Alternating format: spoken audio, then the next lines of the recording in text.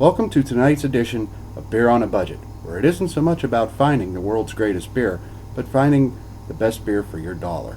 On tonight's edition, we will be discussing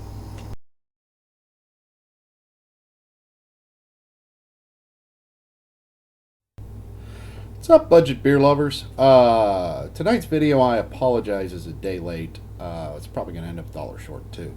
But I've just been crazy busy this week. Sometimes there just isn't time for these little side projects of mine.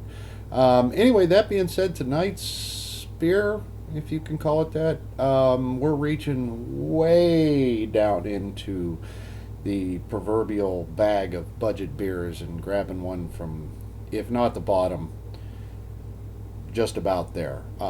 Beast Ice, Milwaukee's best ice, brewed by Miller. Before I get into the review, let me read you a few things off of this before we start. Maybe I'll like it. I don't think I've ever had this beer.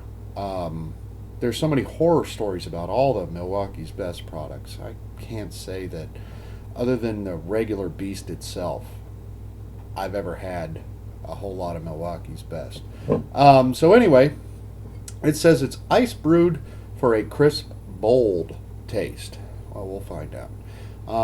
And at the bottom, it's a quote from Frederick Miller, the original guy who started Miller Brewing. A passion for quality shows in every beer we brew. It's about making something you can take pride in. Let's find out if you can take pride in the Beast Ice. Anyway, this beer clocks in at 5.9 ABV, and it has a 58 score from Beer Advocate, though the Bros rated it much higher at 67. We'll find out. Every time I do a review, I try to go into it with an open mind. Even if I've had it before, just try to get a fresh look at things. Anyway, as you can see from this beer, it pours to a crisp, very clean, clear beer with little or no head. Moderately carbonated for a canned beer.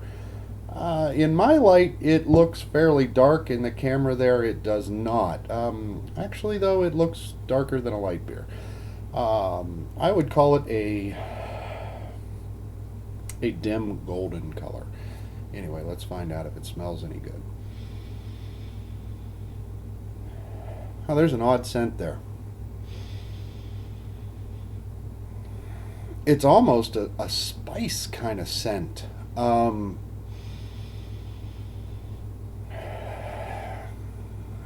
can't place that for the life of me. I mean, it doesn't smell like hops. It doesn't smell like malt. It doesn't smell like skunk. But there is a unique odor to it. It's not unpleasant, but I'm really having a hard time pinpointing what that smell is. It almost smells like a spice, like almost like a mixture of spices, like some kind of potpourri or something.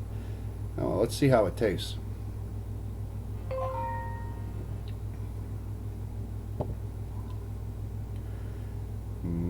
Not real good. Wow, is that cidery? It's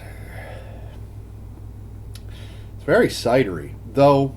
I will say this: its finish is pretty smooth.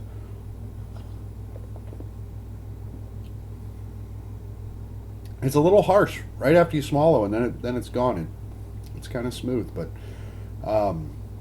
definitely a cidery taste to it. It's almost sour, but not from like going bad or having lemon in it or something like that. It's just a real cidery kind of taste. But all in all, there's not a whole lot of taste to it, other than the cidery. There's no hop taste. There's no malt taste. Just a cidery kind of beer there.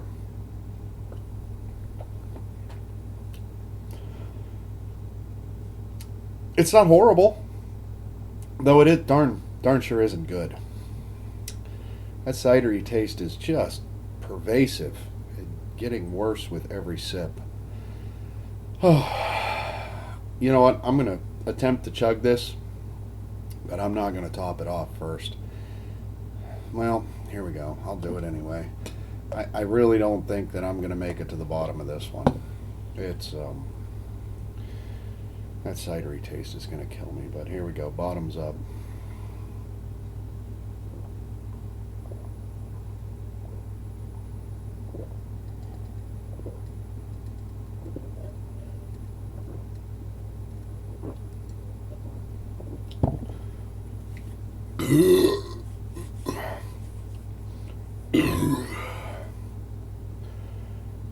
I almost didn't make it. And I really regret doing it. Oh, God, does that taste. Well, that may be the worst tasting beer to chug I've ever had. The cidery flavor got worse, and it mixed in with aluminum foil, tin, and rusty nails. Oh, it's putrid. Oh well. Anyway, I'm gonna have to go. No, don't worry, it's not coming back up. But I'm gonna have to go brush my teeth or something because that is just rank. To sip it, oh, I'd have had trouble getting that whole glass down with that cidery flavor. To chug it, I really don't recommend ever doing that. It's chuggable, but please don't. That being said, have a good night.